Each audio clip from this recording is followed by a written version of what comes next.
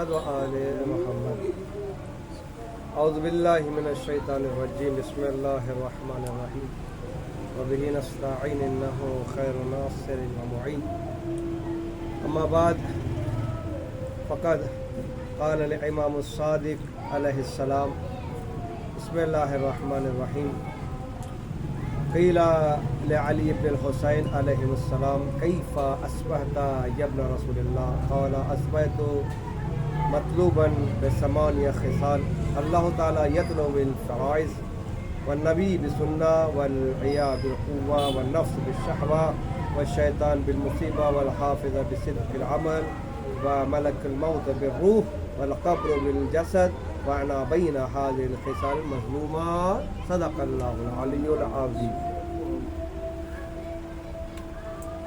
عزیزان گرامی، یہ ایام جو ہے ایام سجادیہ کے نام سے منسوب ہے، یعنی امام سجاد علیہ السلام کی شہادت کے لیے۔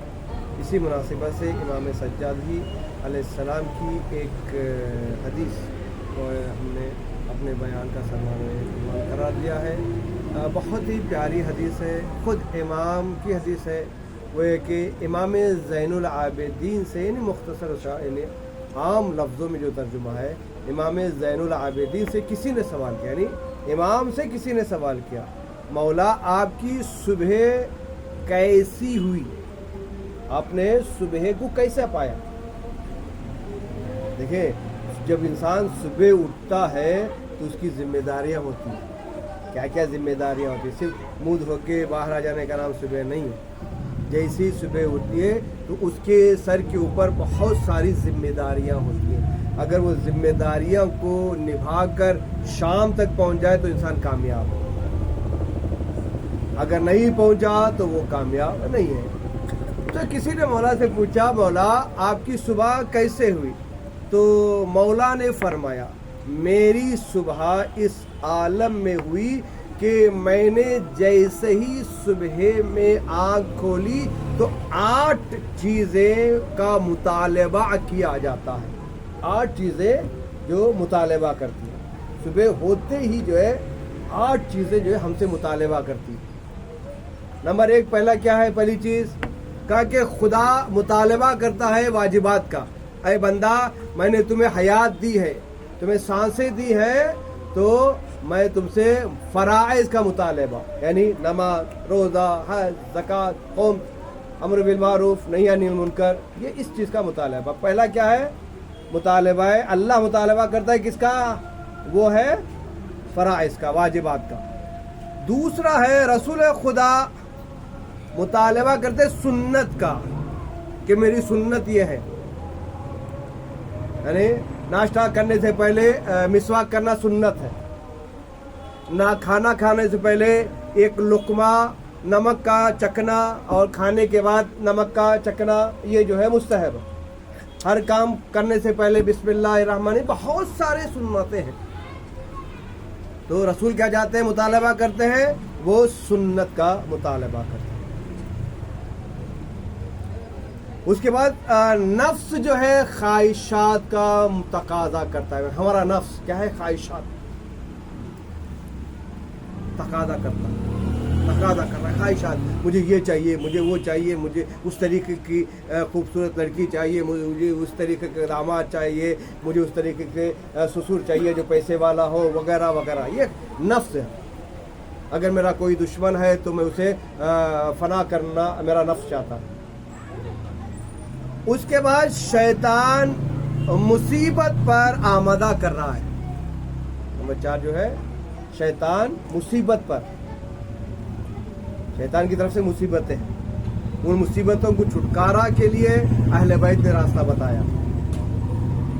ان راستوں پر عمل کریں گے تو شیطان کی مصیبتیں ختم ہو جائیں۔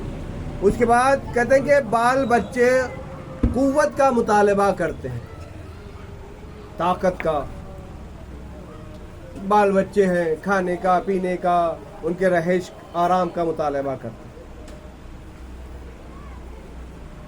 کرامن کاتبین، یعنی ہمارے 2 کندھوں پر جو بیٹھے ہوئے فرشتے، اسے کہتے ہیں کرامن کاتبین۔ یہ کیا مطالبہ کرتے ہیں ہم سے؟ وہ مطالبہ کرتے ہیں کہ تمہارا عمل درست ہو، सही काम का मुतालबा करते हैं। देखिए दोनों फरिश्ते हैं, एक अच्छाई लिखने वाला और एक बुराई लिखने वाला। आप हम भूल जाते हैं बुराई करके या अच्छाई करके, लेकिन ये फरिश्ते नहीं भूलते, ये फरिश्ते फौरन लिखते हैं। इसी वजह से कुरान में कहा ना कि फमन यअमल मिस्काला ज़र्रतिन खैरन यरा वमन यअमल मिस्काला परवरदिगार आलम वो है जो इंसान की रत्ती बराबर भी अच्छी चीज़ को भी देखता है और बुरी चीज़ को भी देखता है। तो उसी ने जो है हमारे दोनों कंधों पर फरिश्ते किरामन कातिबीन को मुकर्रर किया। हमारा ये पूरा जो है आमाल से भरा होता है। देखिए आमाल, नेक आमाल करना बहुत ही आसान है, लेकिन नेक आमाल को बचाना बहुत मुश्किल है। नेक आमाल को बचाना बहुत मुश्किल है। वो कैसे? मिसाल के तौर पर दे दूं मैं, हमने एक बाग तैयार किया, तो बाग को तैयार करना आसान है, चलो ये दरख्त डाल दिए वगैरह, लेकिन बाग को बाग की तरह रखना ये बड़ा मुश्किल है। यानी उसकी सफाई चाहता है बाग, और जो गंदे नीचे पत्ते वगैरह गिर जाते हैं उसे सफाई चाहता है बाग, पानी की सप्लाई अच्छी हो, पानी अच्छा उसे डाले तब जाकर वो फल निकले, लेकिन उसे बचाना बहुत ही मुश्किल है। मिसाल के तौर पर क्यों बचाना बहुत मुश्किल, बहुत आसान है, मुश्किल है इन तमाम चीज़ों से, हर चीज़ से वो जो है, लेकिन बुराई जो है बहुत जल्दी इंसान के अच्छाइयों को ख़त्म कर सकती है। मिसाल जैसे कि अक्सर बेशतर मैं देता हूँ, मैंने नमाज की अच्छाई करी, बुरा रोज़ा रखा, हज, ज़कात, मजलिस, सब मातम सब किया मैंने, अच्छाई सब की। इसको बचाना किस तरीके से है? अगर पूरे बाग को मैं तैयार करके एक छोटी माचिस की तीली, आप माशाल्लाह से जानते होंगे माचिस की तीली कितनी होती है, इतनी लंबी लकड़ी होती है, उसके आगे थोड़ा सा जो है बारूद रहता है। कितना बारूद रहता है? थोड़ा सा, मिसाइल नहीं है, थोड़ा सा बारूद। उस बारूद को, माचिस की तीली को जलाकर बाग में फेंक दे तो ये तीली क्या करती है? पूरे के पूरे बाग को, यानी हमारी मेहनत जो है बर्बाद कर देती। क्या? सिर्फ एक तीली, छोटी सी माचिस की तीली। इसी तरीके से अगर हमें अपने नामाए आमाल को बचाना है तो बुराइयों को से दूर रहना है। एक बुराई जो मैं तज़किरा कर रहा हूं वो है गीबत।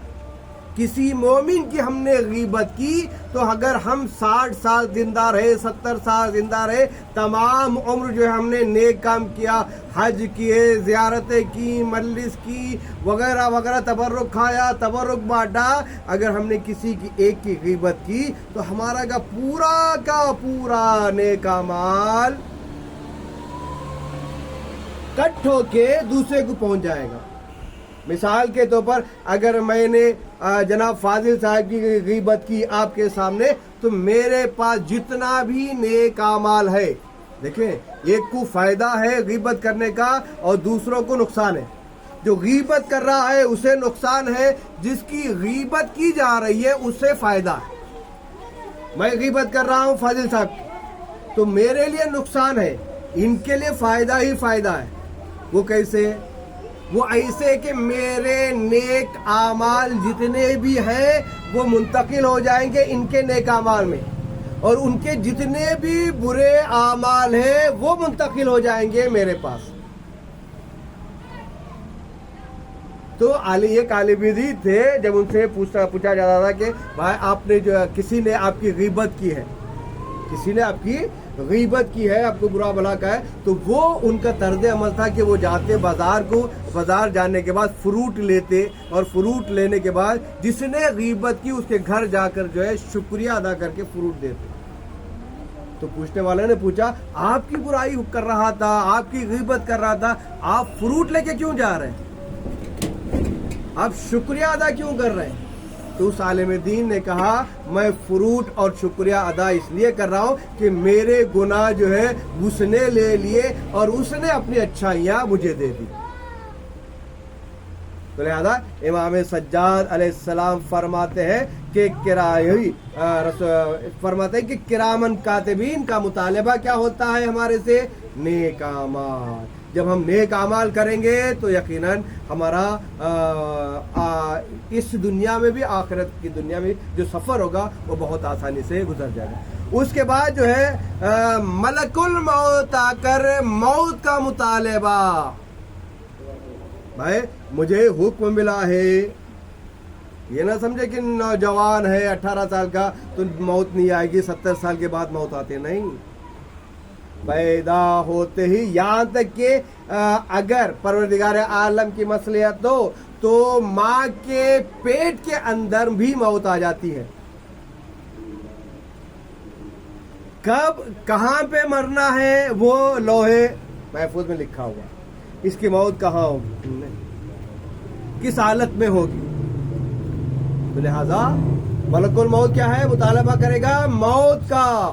ہم موت سے کبھی، ہر چیز سے ہم بھاگ سکتے ہیں، کھانے سے بھاگ سکتے ہیں، والدین سے بھاگ سکتے ہیں وغیرہ، کسی دنیا کے ہر چیز سے بھاگ سکتے ہیں، لیکن موت سے بھاگ نہیں سکتے. جتنا ہم موت سے بھاگیں گے اتنا ہی ہمارے قریب موت آتی جائے گی. ہم جو ہے خوش ہوتے ہیں نا برتھ ڈے منا کر، اگر 1 سال کا بچہ ہو جائے، 25 سال کا جو نوجوان ہو جائے تو برتھ ڈے مناتے ہیں. یہ برتھ ڈے جو خوشی سے مناتے ہیں نا، خوشی سے، تو یہ خوش ہونے کی بات نہیں ہے. اگر صحیح طریقے سے معنی میں دیکھا جائے، اگر کسی نے 15 سال یا 20 سال کا برتھ ڈے منا رہا ہے خوشی سے، تو اسے یہ سوچنا چاہیے کہ میرے 20 سال کم ہو گئے میری زندگی سے. مجھے اللہ نے 60 سال کی زندگی دی ہے، 20 سال ختم ہو گئے. تو یہ جو ہے سوچنے کی، عبرت حاصل کرنے کی بات ہے، خوشی منانے کی بات نہیں. بچے ہی 40 سال ہے، 20 سال کا تو گھاٹا ہو گیا، ہم گھاٹے میں جو ہے خوشی منا رہے ہیں. کتنا اچھا انسان ہے. تو لہذا ملک الموت جو ہے موت کا مطالبہ. موت کہیں بھی آ سکتی ہے. جناب سلیمان نبی کے زمانے میں ایک شخص تھا، پروردگار عالم نے ملک الموت کو یہ حکم دیا کہ یہ جو مصر میں سلیمان نبی کے جو محلے میں یہ انسان جو گھوم رہا ہے، تمہیں اس کی روح کو قبض کرنا. ملک الموت نے کہا کہ آپ کا حکم یا پروردگار، میں روح کو نہیں، ایک شرط پہ. کہا اللہ کیا شرط ہے؟ کہا کہ یہ مصر میں ہے اور اس کی موت جو ہے تمہیں روح کو نکالنا ہے ہندوستان میں، اور یہی وقت میں نکالنا ہے. مصر کہاں، ہندوستان کہاں؟ پہلے تو فلائٹ تو تھی نہیں، ہیلی کاپٹر تھی نہیں کہ بھائی چلو تو آئے، ٹھیک ہے. اب یہ سوچتے رہے ملک الموت کہ کس طریقے سے موت، یہ یہاں پر ہے، مجھے حکم ملا ہندوستان میں، تو اس کے پاس ہے میں ملک الموت ہوں، میں تمہاری روح قبض کرنا چاہتا ہوں، میں ملک الموت ہوں. اب یہ ڈرنے کے بعد جناب سلیمان نبی کے پاس آیا اور کہا یا نبی اللہ، آپ کی حکومت ہواؤں پر، ابر پر، سب کچھ ہے، ہر جگہ آپ کی حکومت میں چاہتا ہوں کہ مجھے ہندوستان بھیج دیں.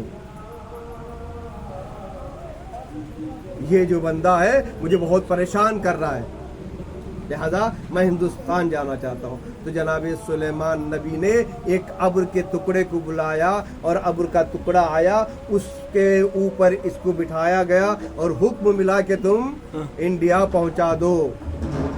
جیسے ہی ابر چلا، ادھر ملک الموت جناب سلیمان نبی کے پاس آئے، کہے کہ یا نبی اللہ، آپ کا بہت بہت شکریہ، آپ کا یہ احسان میں زندگی بھر رکھوں گا. کہا کیا ہوا ملک الموت؟ کہا کہ پروردگار عالم کا حکم تھا کہ اس کی روح کو نکال لیا، قبض کر لیا جائے، لیکن اس کی روح ہندوستان میں نکلے گی، یہاں پر نہیں. میں یہی سوچتا رہا کہ اللہ کا حکم ہے، اللہ کا حکم بجا لانا واجب ہے، لیکن یہ تو یہاں ہندوستان پہ کیسے روح قبض کروں؟ میں آپ کا شکریہ، آپ نے ہندوستان پہنچا دیا. تو موت ہمیں مہلت نہیں دیتی، جہاں پر ہے وہیں پر اس وقت ہمارا وجود رہے گا. تو لہذا انسان ملک کیا مطالبہ کرتا ہے؟ मौत का मुतालबा करता है। अरे इंसान, मौत करीब है, जो कुछ करना है मौत से पहले कर ले, मौत के बाद जिंदगी नहीं मिलेगी। उसके बाद फिर फरमाते कब्र मुतालबा करता है जिस्म का, कब्र जिस्म का मुतालबा करता है, जिस्म, और तुम्हारे जिस्म को मैं फना कर दूंगा।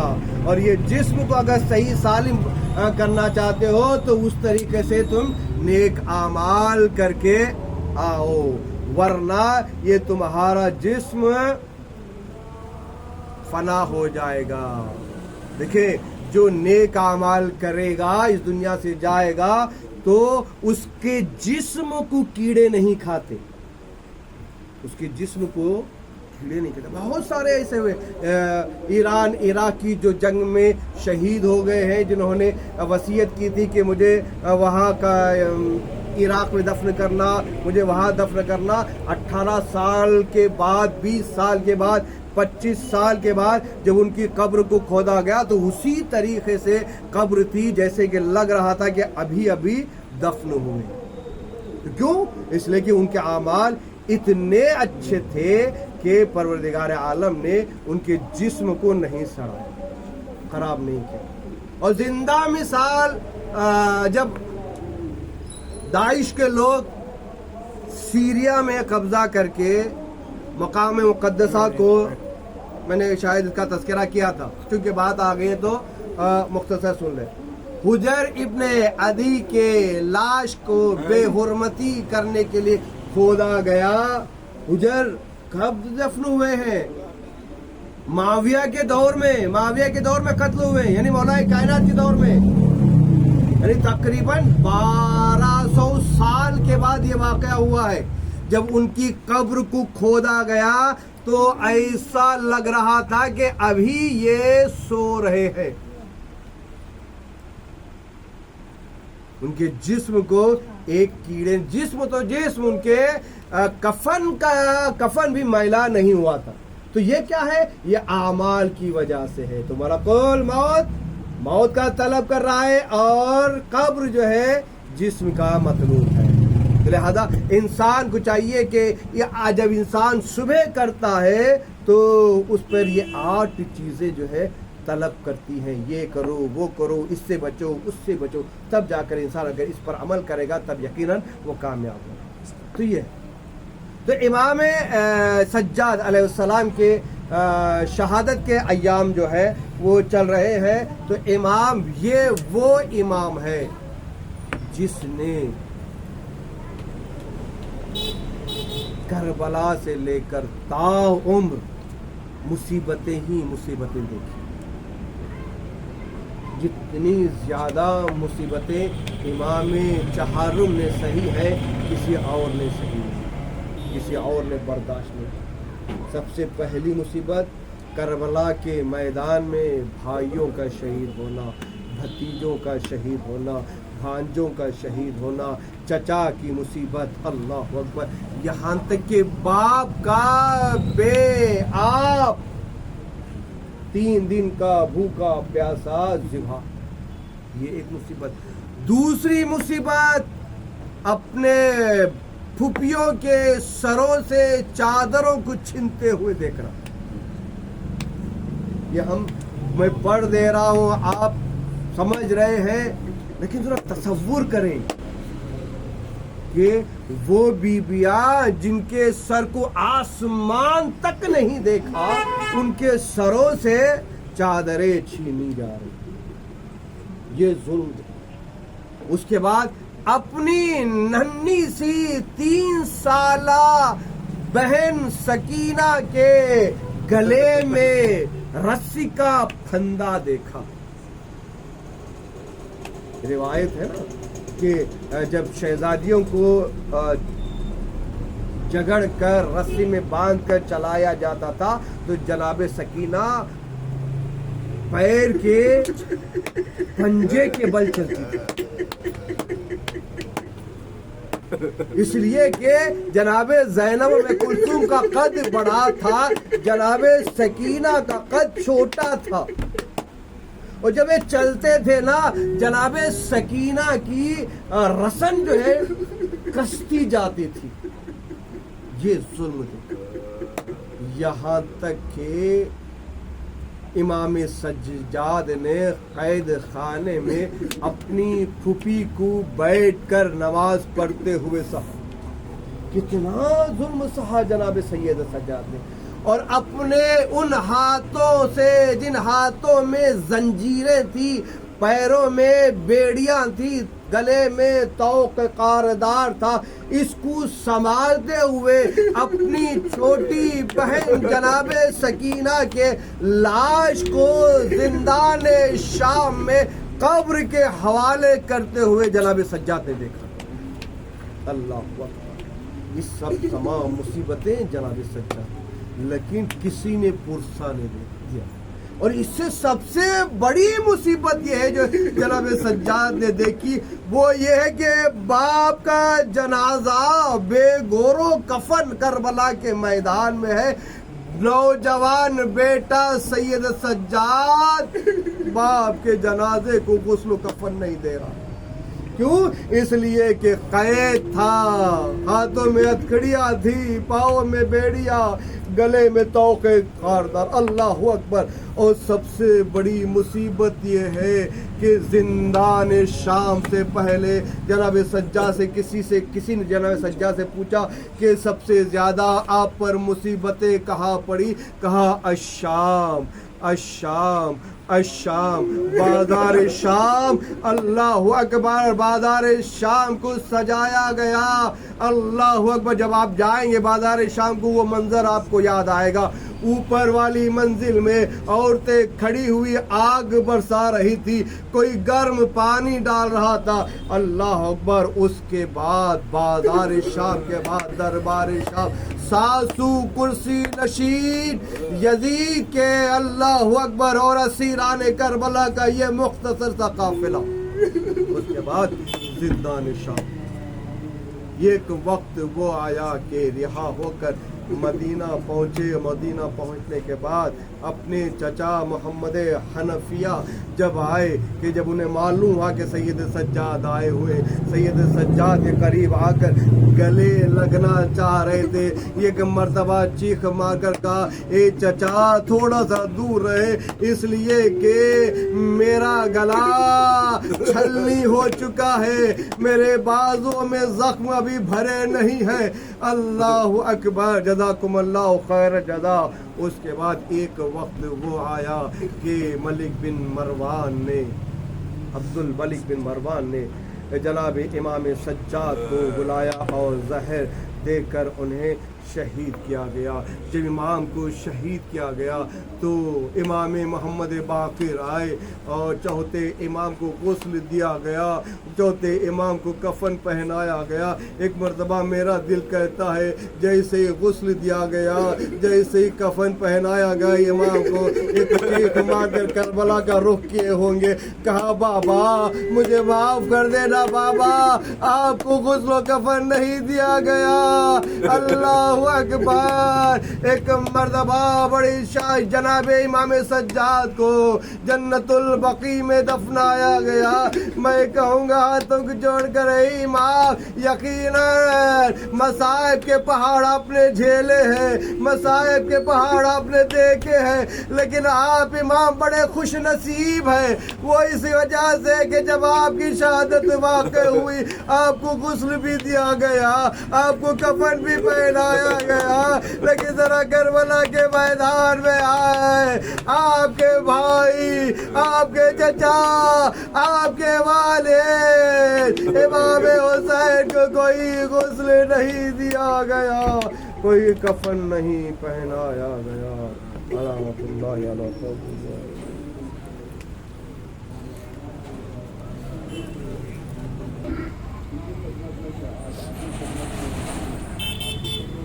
हाँ बोलिए।